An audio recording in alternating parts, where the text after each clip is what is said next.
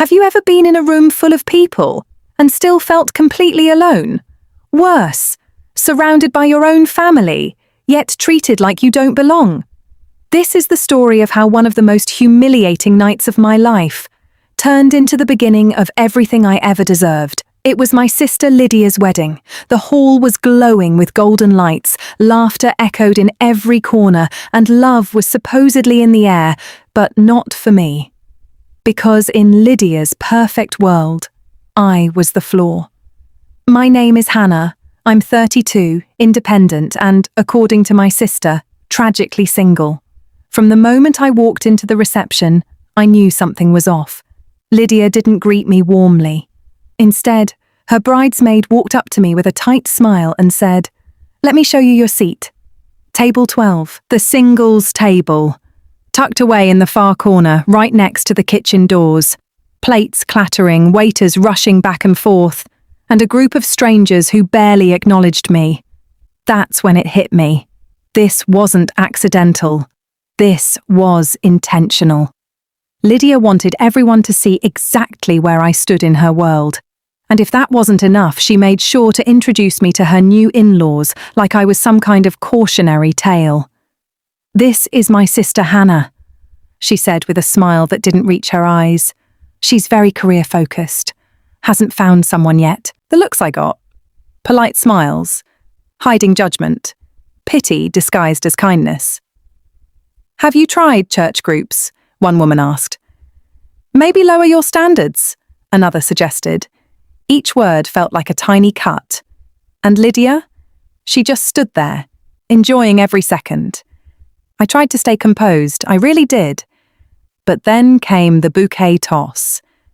"All the single ladies to the dance floor," the DJ announced. I wanted to disappear, but Lydia's bridesmaid literally pulled me into the crowd. And there she was, my sister, holding the bouquet, looking straight at me with a smirk. Then she threw it. Not towards me, but deliberately away. A younger girl caught it. The crowd cheered, and Lydia laughed, loud enough for everyone to hear. "Looks like Hannah will have to wait a little longer." That was it. Something inside me broke. I walked back to my table, fighting back tears, my chest tight with embarrassment. I just wanted to leave, to escape before I completely fell apart. And then a voice behind me said softly, "Pretend you're with me." I turned around, and there he was, tall, confident, calm, like he didn't belong in the chaos of that moment. His name was William. He didn't ask for my life story. He didn't pity me. He simply said, "Your sister has been telling people about your personal life all evening, and I don't think that's fair." For the first time that night, someone saw what was happening. I don't know why I agreed. Maybe I had nothing left to lose.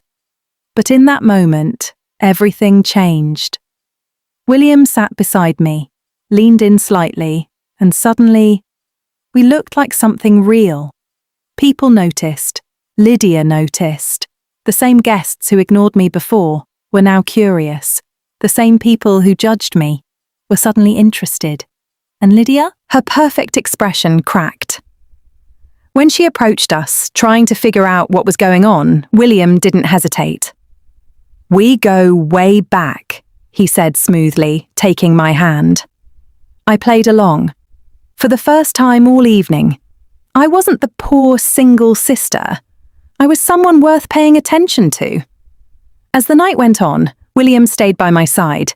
He made me laugh, asked about my life, actually listened, something no one else had done that entire night. And slowly, it stopped feeling like an act. When we danced, I felt it. Not just the eyes on us, but something real between us. Then Lydia tried to interrupt again. But this time, William didn't let her control the narrative. Calmly, confidently, he said, "Maybe instead of turning her life into entertainment, you should treat her with respect." Silence. I had never seen Lydia speechless before. That moment, that was the turning point. The rest of the night, everything shifted. We moved to a better table. People treated me differently. Even Lydia's in-laws suddenly respected me. But the biggest change wasn't outside. It was inside me.